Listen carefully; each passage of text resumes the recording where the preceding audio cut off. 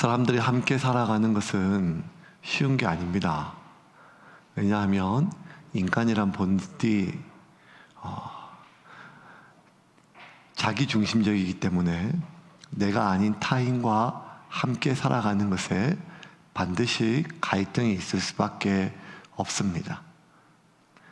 모든 사람의 욕구는 자기중심적이기에 우리가 얼마나 나의 인격과 또 상황에 맞추어 나의 욕구를 조절하고 때로는 제한하며 상대방의 욕구를 충족하기 위하여 나의 욕구를 억압하며 살아갈 때 비로소 공존할 수가 있습니다.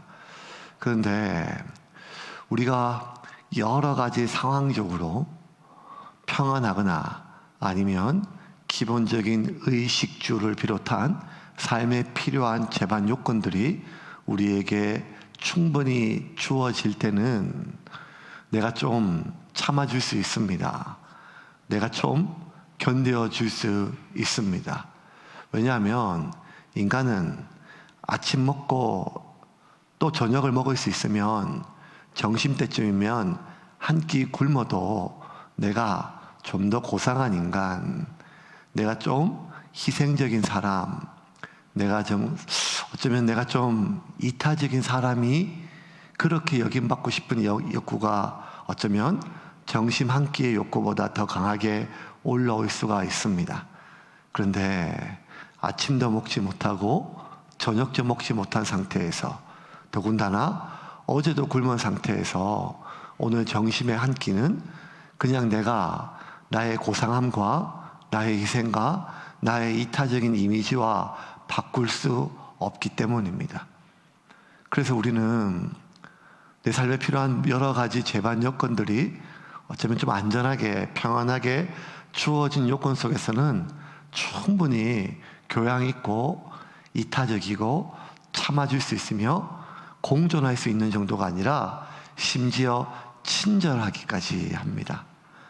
하지만 인간은 자신에게 필요한 가장 기본적인 욕구조차 충족되지 않을 때 이기적인 인간이 아니라 짐승으로 바뀌게 됩니다.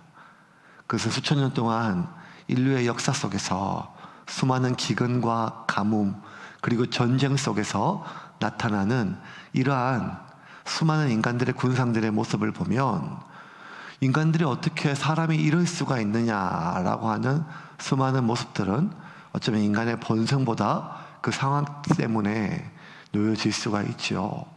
성경에 나와 있는 잔인한 장면이 참 많은데 특별히 오늘 나오는 이 장면은 엄마 둘이 오늘은 네 아들을 삶아 먹고 내일은 내 아들을 삶아 먹자라고 하는 이 말 자체가 그 말을 하는 것도 그 말을 읽는 것조차도 어쩌면 무섭고 참담하며 인간의 범위도 심지어 짐승조차도 극단적인 상황이 아니면 자기 새끼를 그렇게 먹지를 못하는데 오늘은 네 새끼를 내일은 내 새끼를 우리 같이 삶아 먹자고 하는 이러한 비극적인 상황은 도대체 인간의 죄악, 이기적인 상황, 배고픔 뭐 어떤 것으로도 해석할 수도 없고 이해할 수도 없는 사랑입니다. 어쨌든 이 이야기의 시작은 사마리아 성을 아람 군대가 포위하면서 시작이 되었습니다. 24절부터 25절입니다. 같이 읽겠습니다. 왕 베나닷이 그의 온 군대를 모아 올라와서 사마리아를 에워싸니 아람 사람이 사마리아를 에워싸므로 성중이 크게 줄여서 나귀 머리 하나에 은 80세겔이요 비둘기똥 4분의 1갑에 은 5세겔이라 하니 아람 군대가 엘리사 잡으려고 쳐들어왔다가 하나님께서 그들의 눈을 어둡게 하고 엘리사가 그들을 사마리아 한복판까지 무방비 상태로 왔지요. 그냥 이 사마리아 군대가 이스라엘 군대가 치면 됩니다. 그런데 엘리사가 그러지 말고 한상 잘 차려주고 돌려보냅시다 라고 하는 말에 이 사마리아 왕이 그렇게 했어요. 그렇게 돌아갔던 그 신하들도 군사들도 심지어 왕도 이스라엘에 다시 칠 생각을 못하지요. 근데 세월이 좀 지났어요. 그러자 그들이 당했던 자신들의 일을 치욕으로 여기고 다시 이스라엘을 치러 왔습니다. 그리고 더 많은 군대가 사마리아를 완전히 포위를 하였습니다.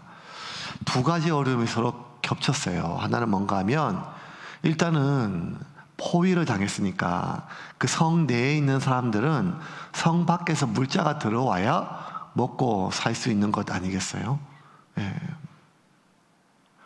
똑같죠. 부산 사람들이 낙동강물을 막으면 가덕도에 있는 바닷물 퍼먹고 살 수도 없고 물이 들어와야 먹을 수 있는 것 아니겠습니까? 그러니까 외부에서 먹을 게, 입을 게 이게 공급이 돼야 살 수 있는 것이 도시의 생리입니다.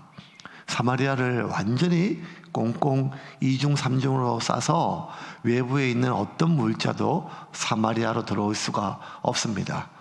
이게 참 기가 막힐 노릇인데 그래도 내부적으로 어느 정도 식량이 비축되어 있는 상태는 버틸 수가 있는데 사마리아가 오랜 가뭄으로 인해서 식량을 비축하기는커녕 그날 벌어 그날 먹듯이 계속 공수에서 날라다가 먹는 상황이었었어요. 이 말은 성 내에서도 먹을 것이 씨가 말랐다는 이야기죠. 그런 상태에서 수일 동안 굉장히 오랜 시간 동안 아람 군대가 완전히 봉쇄 정책을 펴서 정말 말려 죽이려고 그렇게 사마리아를 포위를 하였습니다. 사람이 더 이상 살 수가 없는 상황이었습니다.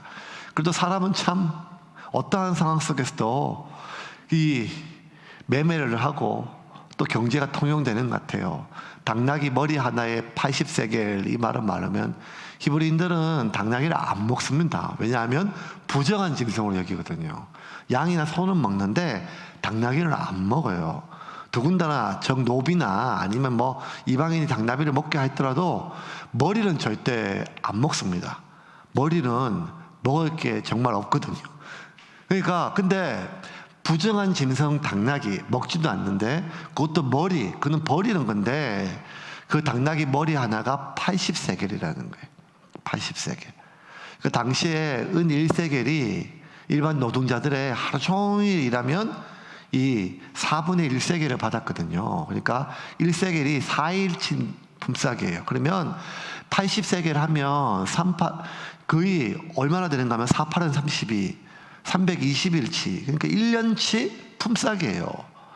1년 뼈 빠지게 일하면 당나귀 머리 하나 버리는 것처럼 그거 하나. 더 기가 막히면 이 하푼테라고 하는 비둘기 똥도 이게 한 주먹에 이 며칠씩의 품삯으로 거래가 되는 걸 보니까 이제 사람들은 풀뿌리 이런 걸 넘어가지고 이 짐승의 똥이든 뭐든 먹을 수 있는 거는 지금 다 동이 난 것이죠.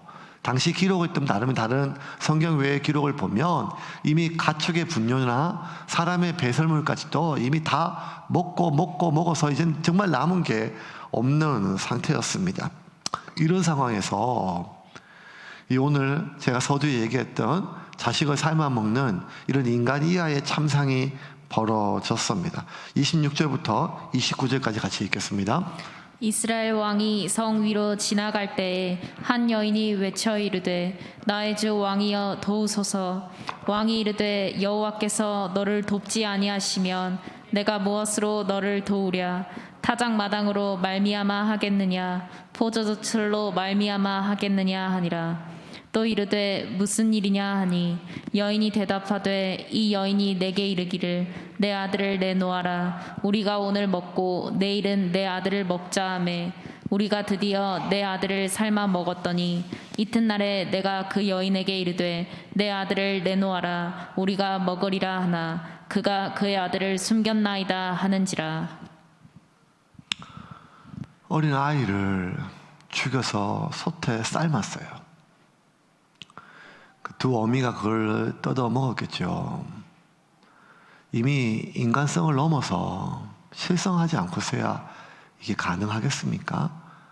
그런데 이런 일들이 북한에서도 일어났다 하고 기근이 있는 아프리카 2022년에 살아가고 있는 이 시기가 또 일어난다고 합니다. 더군다나 아프리카 대륙 자체는 자체적으로 그 인구를 먹여 살릴 수 있는 곡식이 나지 않는 땅이고, 아프리카에 정말 그 가난한 사람들이 먹는 밀의 대부분은 러시아와 우크라이나가 생산하는 것인데, 우크라이나가 지금 곡물 생산이 막혔기 때문에 7월 달이 넘어가면 이제 이런 일이 아프리카에서 일어날 수밖에 없는 상황이랍니다. 그러니까 이거는 고대였기 때문에, 그쪽 지역이었기 때문에 이런 것이 아니라 인간의 참상이 이렇습니다. 눈이 뒤집히고 너무 배가 고파서. 얘기를 해보면 뭐 이렇게 보면 이제 이 어미가 억울해가지고 왕한테 하는 건데, 제가 좀 유추를 해보면 이런 것 같아요. 두 어미가 하나가 계획적으로 접근하는 건 같지는 않은 것 같아요. 둘 다 눈이 뒤집혔어요. 이제 그냥 둘이 다 눈이 뒤집혔어요. 그래서 아이를 하나 먹었어요. 그러니까 어쨌든 먹었으니까 눈이 떠졌을 거 아니에요. 그러면 자기 아들을 어떻게 삼겠어요? 정신이 돌아오면. 그러니까 도망을 갔지요. 감추고. 그러니까 이게 그 자기 아이를 삶아 먹었던 어미도 눈이 뒤집히고 거의 뭐 제정신이 아닐 때 아이를 먹었는데, 먹고 나니까 제정신이 돌아오니까 자기가 뭔 짓을 했는지를 알 거 아니겠습니까 이제? 그러니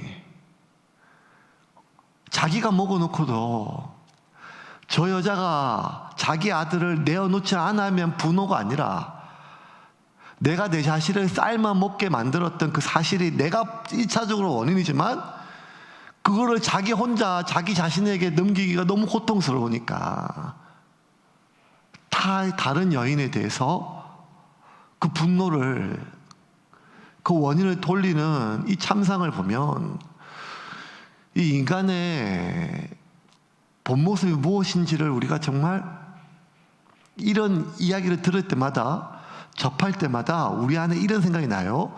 아니, 사람이 어떻게 저러지? 인간이 어떻게 저러지? 근데 꼭 이런 매스컴이 이런 게 아니라 우리가 가까이 사는 사람에게조차 이런 생각을 느낄 때가 있어요. 아니, 지하고 나하고 안 세월이 얼만데 사람이라면 어떻게 이럴 수가 있나? 이런 수많은 일들이 우리 가운데 일어나는 이유가 뭘까요? 여기서 우리 하나 기억할 게 있어요. 그건 뭔가 하면, 사람은, 인간의 행동은 그의 인격과 그의 성품에 따라 영향을 받지요. 당연하죠. 그가 어떤 기질을 타고났든지 간에 그 기질이 밖으로 드러나는 것이 성품이니까요. 기질은 아주 나쁘거나 좋을 수 있지만 성품은 그 사람의 타고난 인격, 아니 노력하는 인격에 따라 다르게 표현되니까요. 근데 그럼에도 불구하고 한 인간의 행동은 그 사람이 타고난 기질, 또 성품, 그리고 그 사람의 인격보다 그 상황에 종속되는 경우가 더 많다는 것입니다. 특별히 인간의 최소한의 자신의 인격을 유지할 수 없는 상황에 노출되어지면, 극단적인 상황에 노출되어지면 인간은 그 사람 안에 숨겨져 있던 본성이 나오는 것이 아니라 그 상황적 행동을 하게 된다는 것이 이 보편적인 인류학자와 심리학자들의, 그리고 사회학자들의 보편적인 견해라는 거예요. 무슨 말인가 하면, 지금 우크라이나에서 저 엄청나게 이 전쟁이 벌어지고, 전쟁은 특수 상황이니까 러시아의 그 19살, 17살, 18살 이런 젊은 애들이 와서 아주 인간 이하의 짓을 해요. 우크라이나에서 인간이면 저질 수 없는 짓을 해요. 그렇게 하고 자기 저녁에 자기 침상에 돌아오면 자기 고향에 있는 어머니에게 전화해서 아들이 잘 있다고 안부를 전하고 위에서 기도해달라고 하고 하는 이러한 모습들을 보면, 인간이라고 하는 것이 과연 어떤 것이 진짜 그 사람의 원래의 모습인가 우리가 혼동이 될 정도로 인간 이해에 대한 혼란이 우리에게 옵니다. 그러므로 우리는 다시 한번 기억해야 될 것이 그 사람의 인격과 그 사람의 성품보다 그 사람의 주어진 상황에 의해서 그 사람의 행동이 극단적일 수 있다는 것입니다. 극단적인 행동이에요. 그래서 내가 평소 알지 못했던 어떤 행동이 그의 삶 가운데 드러날 때, 그의 언어나 그의 행동이나 말 가운데 드러날 때 우리는 자꾸 어떻게 착각하는가 하면 이것이 이 사람의 원래 숨겨진 본성이라고 착각하면 안 돼요. 그 상황에 따른 반응이지 이 사람이 원래 이런 사람인데 그동안 감췄었구나라고 판단하는 순간 모든 관계가 뒤틀립니다.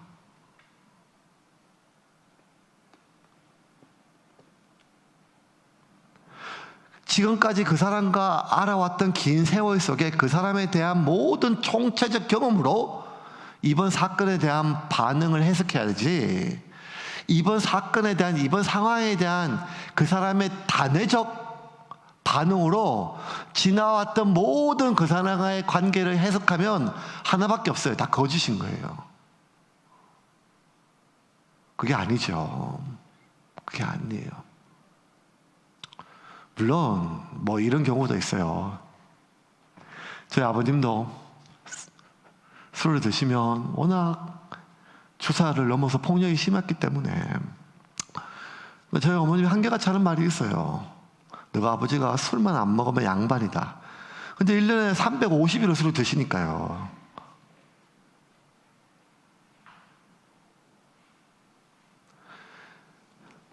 우리는 어떤 단회적인 상황으로 그 사람을 해석하는 것이 아니라 지나온 삶의 총 경험으로 이번 사건에 대한 반응을 해석해야 돼요. 하지만 어떤 극단적인 상황 속에, 어떤 상황 속에서 그 사람의 극단적인 행동을 보면 우리는 그렇게 차분해질 수가 없어요. 상처받고 두렵고 분노하고 모든 관계에 대한 것들이 신뢰가 무너지기 때문에 그 사람에 대한 인격과 그 사람의 성품에 대해서 우리가 오해하게 되는 오류를 범하게 됩니다. 어떻게 사람이 그럴 수 있냐라고 하는 마음이 들지요. 그런데 여러분 기억하십시오. 우리 창세기 계속 공부할 때 인간 이해를 우리가 배우지 않습니까? 인간은 티끌에서 왔어요. 그 티끌에 불과한 인간이 인간의 이유는 하나님의 호흡을 들어갔기 때문입니다. 그러므로 인간 안에 티끌의 요소와 하나님의 요소가 함께 공존해요. 이 두 가지가 같이 있어요. 인간 안에 성자의 모습이 있고 정말 짐승만도 못한, 미물보다 못한 본성이 있단 말이에요. 그 두 가지가 다 공존하는 것이 인간이에요. 그런데 그 두 가지는 어쩌면 양극단에 있어요.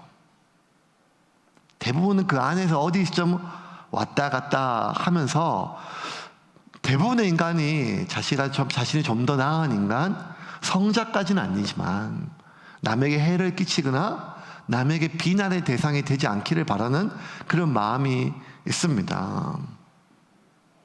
그러므로 여러분, 우리가 가까운 가족이나 직장이나 무엇이나 친구나 보다 보면 어떤 상황 속에 갈등이 생기다 보면 다툼이 있고 어려움이 생기잖아요. 그럴 때 반드시 기억해야 할 게 뭔가 하면 극단적인 상황으로 마지막까지 몰아가서는 안 돼요. 왜? 상대방이 인간의 존엄성을 지킬 수 있도록 마지막까지 도와줘야 돼요. 물론 이게 어려워요. 왜냐하면 이미 극단적인 상황까지 치달으면 내 감정조차 깨어지고 소멸됐기 때문에 그것을 상대방을 신경 쓰기까지 어렵죠. 하지만 그럼에도 불구하고 그 사람의 짐승의 모습을 서로 확인할 필요가 없단 말이에요. 어떠한 경우가 있다 할지라도 선을 넘어서는 안 되거든요. 근데 우리는 우리의 감정으로 인해서 그 선을 너무 쉽게 넘습니다. 그 사람이 인간의 존엄성을 지킬 수 있도록 도와줘야 됩니다. 그 사람을 위해서가 아니라 나 자신을 위해서 해야 됩니다. 아무리 배가 고파도 제 자식을 삶아먹게 해서는 안 되거든요. 우리는 그 시간이 지나면 정말 짧은 시간이지만 그렇게 잠깐 아이를 먹고 난 뒤에 자기의 위가 포만감까지는 아니지만 채워지고 난 뒤에 그 뒤에 다가오는 이 감정들, 그 삶의 지옥들을 이 어미가 어떻게 살아내겠습니까? 인간의 이러한 모습들을 결국 비일비재하게 사마리아 성에서 일어나고 있었습니다. 이 이야기를 듣는 왕이요, 심정이 어땠겠어요? 자기가 왕인데요, 자기 책임인데요. 30절 같이 읽겠습니다.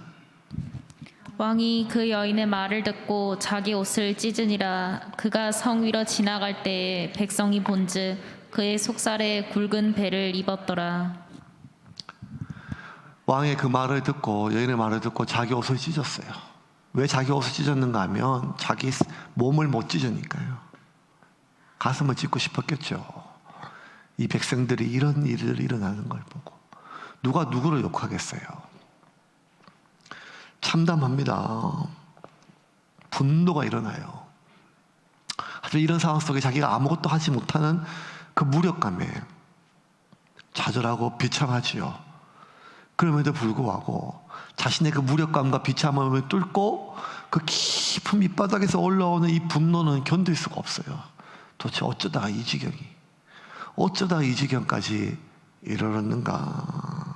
그런데 이스라엘 왕의 그 분노가 엉뚱한 방향으로 흘러요.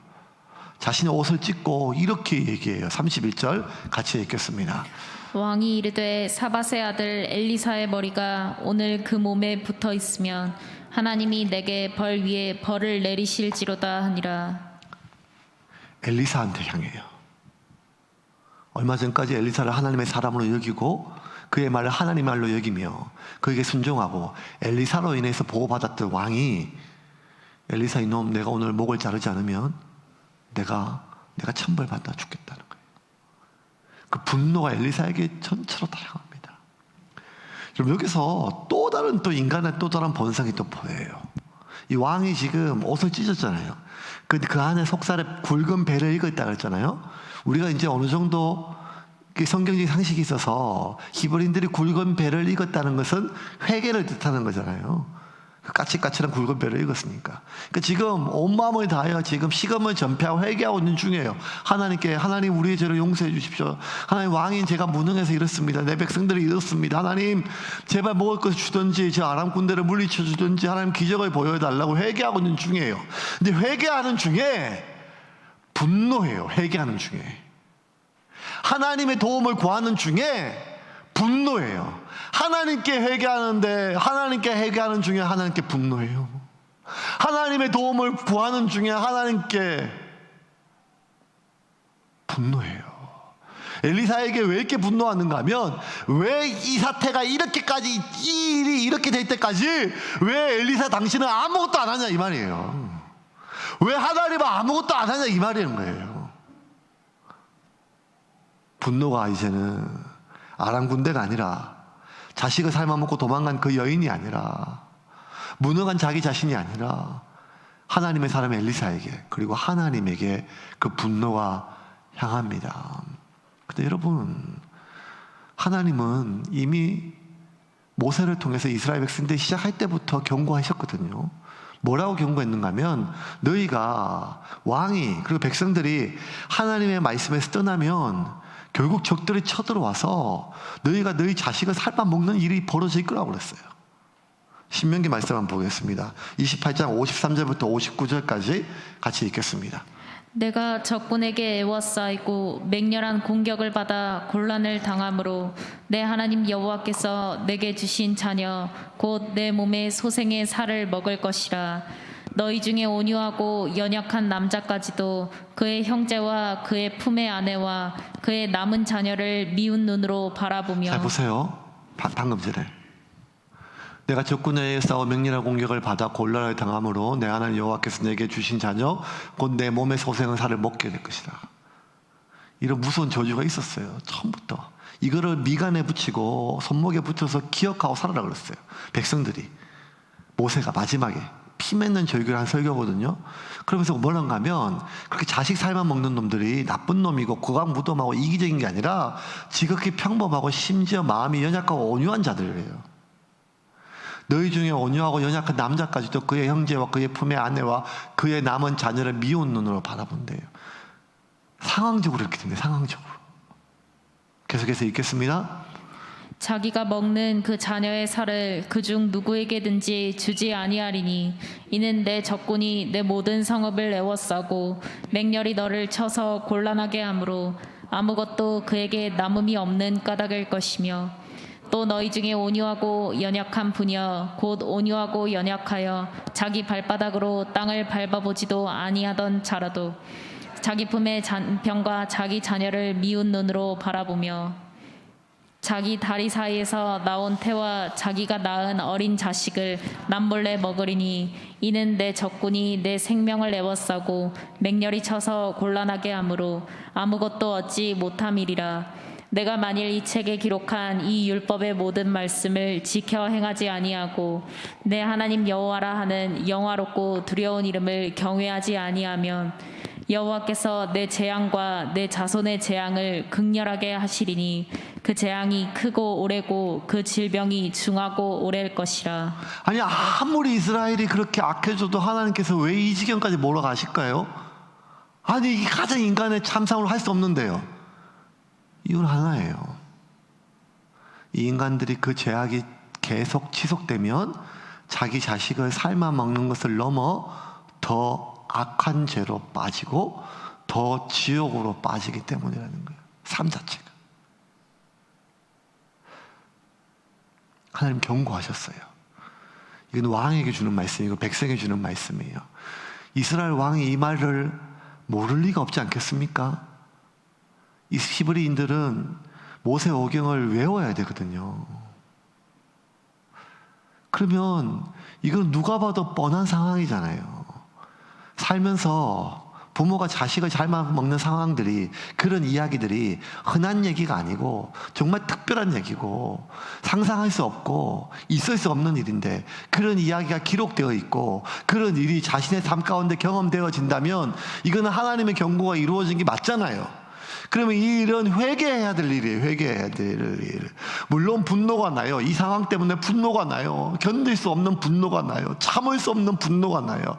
그런데 그 분노는 어디를 향해야 되는가 하면 이러한 비극을 만든 우리의 재앙, 나의 재앙을 향해야 되지. 이런 상황을 용납하신 하나님에게, 그걸 막지 못한 하나님의 사람에게 원망하고 분노하고 그리고 그를 죽임으로 자신 안에 있는 분노를, 무력감을 조금이라도 완화시키려고 하는 이 인간의 마음들이 오늘 본문에 그대로 우리에게 투영되고 있습니다.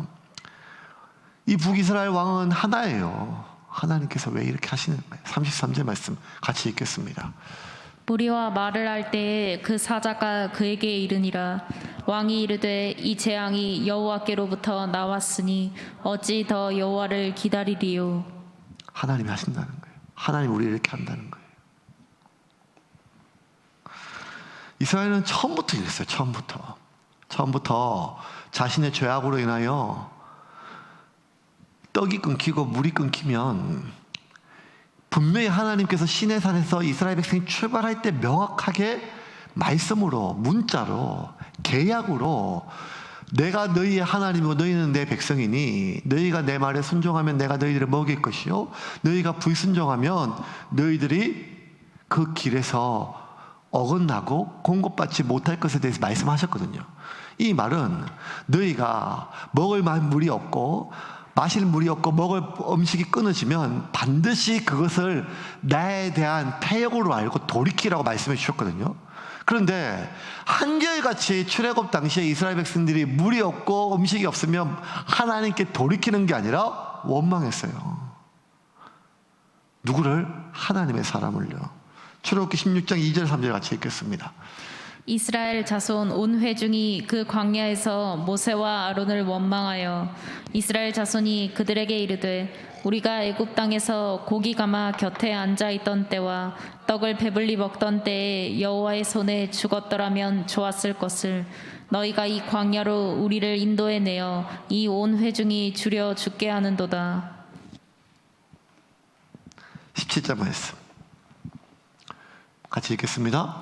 이스라엘 자손의 온 회중이 여호와의 명령대로 신 광야에서 떠나 그 노정대로 행하여 르비딤에 장막을 쳤으나 백성이 마실 물이 없는지라 백성이 모세와 다투어 이르되 우리에게 물을 주어 마시게 하라. 모세가 그들에게 이르되 너희가 어찌하여 나와 다투느냐 너희가 어찌하여 여호와를 시험하느냐. 자신과 하나님의 말씀에 대해서 지금 그들이 다퉈야 될 것은 자신 안에 있는 죄악이에요. 이 상황이에요.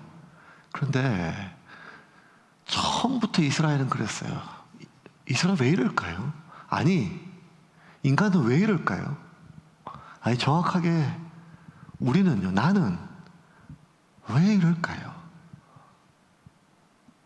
명확합니다. 인간은 회개하기보다 분노하는 게 덜 고통스러워서 그래요.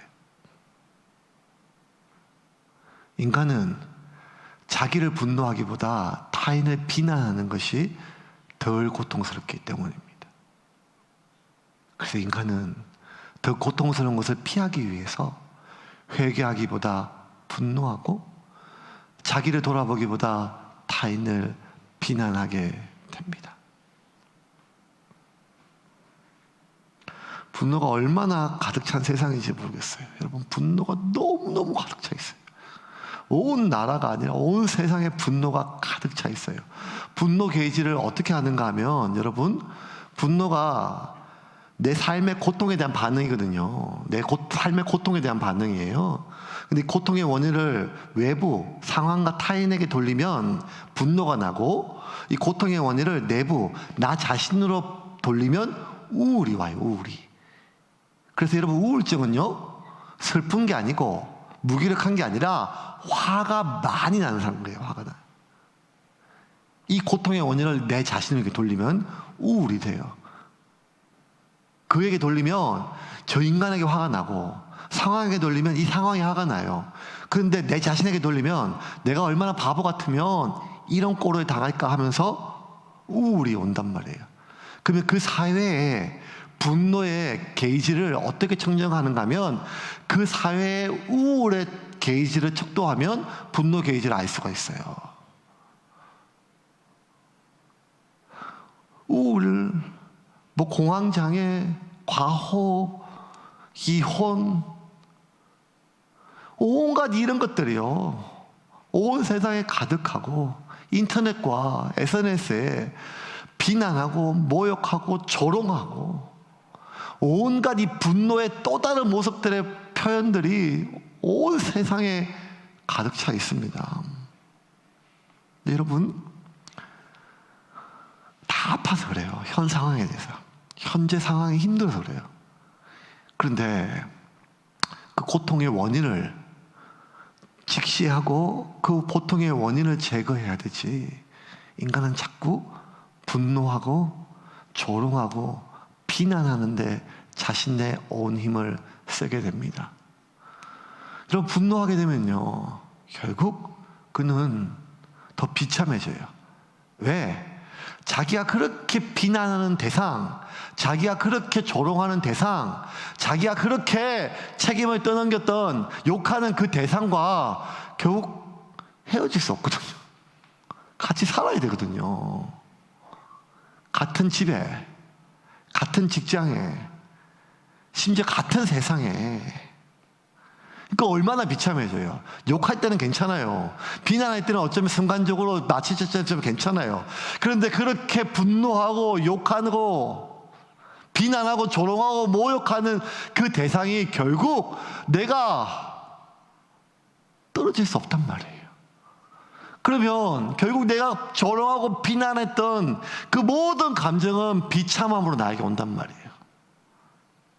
또 하나, 그 분노가 결국 외부로 가다가는 더 이상 갈 수 없어요. 어느 순간이 되면 나 자신을 향해요. 그러면 그 분노는 반드시 우울로 바뀝니다. 그래서 온 세상이요, 분노와 비난과 우울로 자신의 삶을, 타인의 삶을, 우리의 삶을 가득 채우게 됩니다. 이제 좀 말씀을 좀 정리하겠습니다. 아무래도 사람이 자기가 좀 민감한 부분으로 더 잘 들리겠죠. 음악가는 소리가 잘 들리고, 미술가는 뭐가 잘 보이겠죠. 음식 만드는 사람은 맛이 잘 느껴지고, 또 저처럼 코가 큰 사람은 냄새를 잘 맡습니다.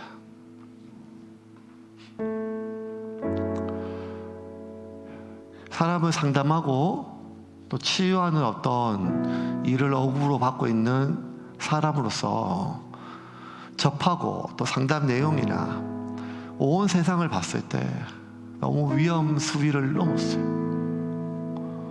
분노, 비난, 조롱, 냉소, 그리고 우울, 비참함으로 사탄이 정말 제대로 하고 있어요.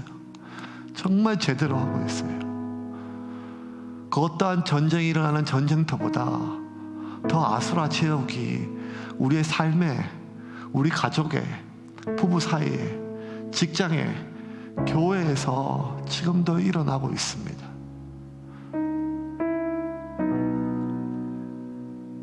우리의 불행은 내가 그 악한 사람을 만났기 때문이 아니라, 우리의 불행은 그 위험한 인간이 그 사람으로부터 내가 도망칠 수 없었기 때문이 아니라, 물론 그런 경우도 있지만 어쩌면 우리의 고통의 어떤 부분들은 무언가 내 안에 해결해야 될 문제가 있기 때문입니다. 지금 TV에는 오은영 박사가 구세주입니다. 금쪽이 애들 구하더니 이제는 결혼지옥이라고 하는 프로그램, 그러니까 전부 다 어디 돌면, 옛날에는요, 진짜 옛날도 아니고 몇 년 전만 해도 온갖 채널을 틀면 백종원이 나왔어요. 먹자 이것도 먹고 이것도 저거 먹고. 이제는 먹는 걸로 안 된다는 거예요. 먹는 걸로 안 된다는 거예요. 이제는 다 써먹었어요. 아무리 달걀 먹고 설탕으로 범벅을 해도 이제 안 돼요. 애도 문제고, 남편도 문제고, 아내도 문제고. 프로 자체가 결혼지옥이에요. 결혼지옥. 하나님이 만드신 가장 최고의 발명품이 결혼이거든요. 하나님이 이 세상에 만드신 유일한 기관, 교회와 가족, 결혼이거든요. 부부. 하나님이 만드신 가장 천국이 교회이고 가정이어야 되거든요. 근데 사탄이요, 아담과 하와를 공격했던 것처럼 지금 제대로 가장 지금 효과적으로 일하고 있는 것이 맞는 것 같아요. 왜냐하면 그냥 교회나 목사가 아니라, 성직자가 아니라 그냥 사람들이 TV가 결혼 지옥이라고 하니까요. 그 안에서, 지옥 속에서 아이들이 태어나면 또 어떻게 됩니까? 결국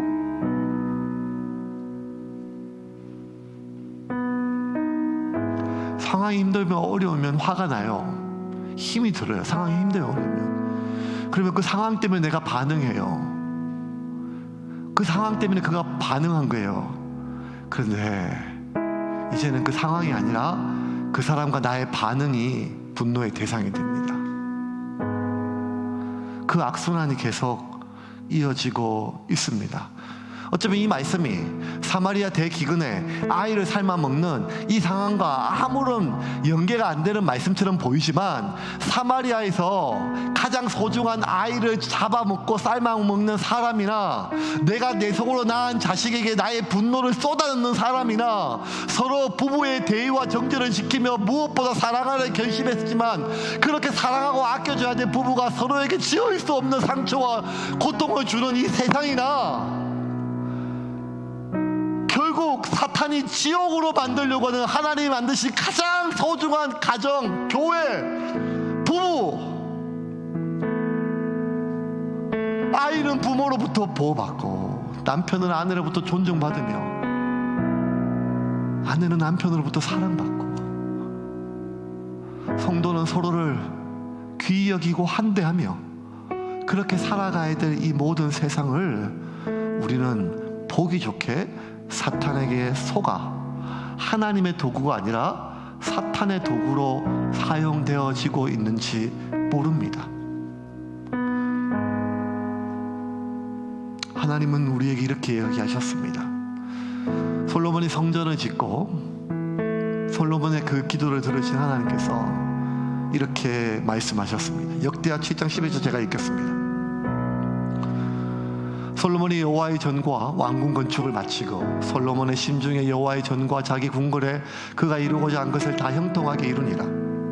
밤에 여호와께서 솔로몬에게 나타나사 그에게 이르시되 내가 이미 내 기도를 듣고 이곳을 택하여 내게 제사하는 성전을 삼았으니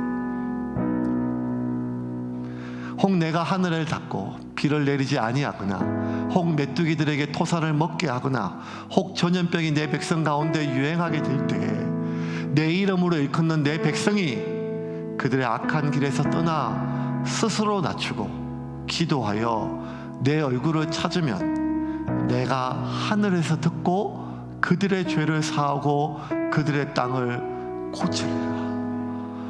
여러분, 비가 오는 게 지금 가뭄이 문제가 아니에요. 모든 사람의 마음에 은혜가 메말라 있습니다. 지금 건드리면 터지기 직전이에요. 그 분노와 냉소와 그 자신의 삶의 고통으로 인한 실망감으로 인한 그 온갖 감정들이 하나님의 은혜를 가로막고 있습니다. 하나님의 은혜가 필요합니다. 하나님 이 땅에 비를 내려주십시오. 교회에 은혜의 비를 내려주십시오. 성도들의 30년 가운데 은혜의 비를 내려 주시옵소서. 이 땅의 가정에 하나님 은혜의 비를 내려주시고 이 땅의 부모들에게 은혜의 비를 내려주시고 이 땅의 부부들에게 은혜의 비를 내려주시며 이 땅의 학교에 은혜의 비를 내려주시고 이 땅에 하나님 은혜의 비를 내려주셔서 저렇게 생치기를 내고 서로의 마음과 심령에 상처를 주는 이 땅에 하나님 은혜를 부어주셔서 비난하고 모욕하고 그렇게 냉소적인 것이 아니라 내 자신을 돌아보아 하나님 앞에 하나님 나와 내 아비의 죄를 용서하여 주시옵소서 회개하는 그런 참된 겸비한 회개가 이 시간 회복되게 하여 주시옵소서. 이 땅에 갈 만한 교회가 없고 들을 만한 교회가 설교가 없으며 내가 본받을 만한 인간이 없는 이 세상 속에 나 자신을 돌아보지 못하고 온갖 판단만 하는 이 약한 우리의 판단들 속에 하나님 나의 죄악입니다. 우리의 죄악입니다. 하나님 용서하여 주시옵소서라고 가슴을 치며 기도하는 사람은 없고 온통 평가하고 판단하는 영혼들만 있는 이 세상 속에 어떻게 우리의 자녀들을 키울 수가 있겠습니까? 오늘 기도합시다. 하나님 용서하여 주시옵소서. 나의 죄악입니다. 하나님 우리의 죄악입니다. 그 사람 때문이 아니라 그 인간 때문이 아니라 하나님 내가 아직도 발견하지 못하고 깨닫지 못한 죄악들을 발견케 하여 주시고 하나님께서 약속하신 우리 은혜의 비를 내려주시고 이 땅을 고쳐주시옵소서. 이 기근을 고쳐주시고 하나님 회복시켜 주시옵소서.